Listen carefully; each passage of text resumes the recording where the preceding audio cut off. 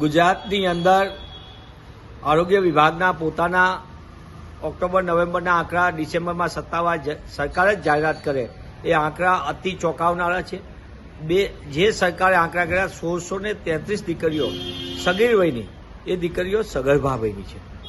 એટલે નાની ઉંમરે માતૃત્વ, એનો અર્થ એ થયો કે નાની ઉંમરે એમના લગ્ન થયા છે. અને સાથે સાથે ભારત સરકારનો નેશનલ હેલ્થ ફેમિલી સર્વે NHFS 5 એમાં પણ સ્પષ્ટપણે આવ્યું કે ગુજરાતમાં બાળ લગ્નનું મોટા પાયે પ્રમાણ છે.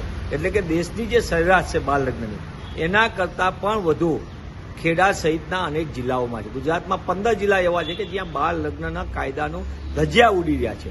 સામાજિક અનેક બાબતો છે, સાથે સાથે સરકાર તરફથી બાળ લગ્ન પ્રતિબંધક ધારો છે એની અમલવારીમાં સદંતર સરકાર નિષ્ફળ નીવડી છે.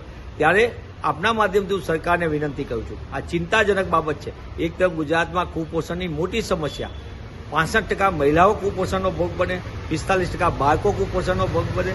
ત્યારે ગુજરાત જેવા પ્રગતિશીલ રાજ્યએ બાળ લગ્ન ઉપર કડક થવું પડશે, અટકાવવા પડશે. અને સાથે સાથે દીકરીઓને મોટી ઉંમરે છે, એટલે કે એ પોતે પુખ્ત વયની થાય પૂરેપૂરી, ત્યારે જે સગર્ભા બને, એટલે ત્યારે જ એના લગ્ન થાય. તો મને એમ લાગે છે કે આખી સમસ્યાને યોગ્ય રીતે થશે.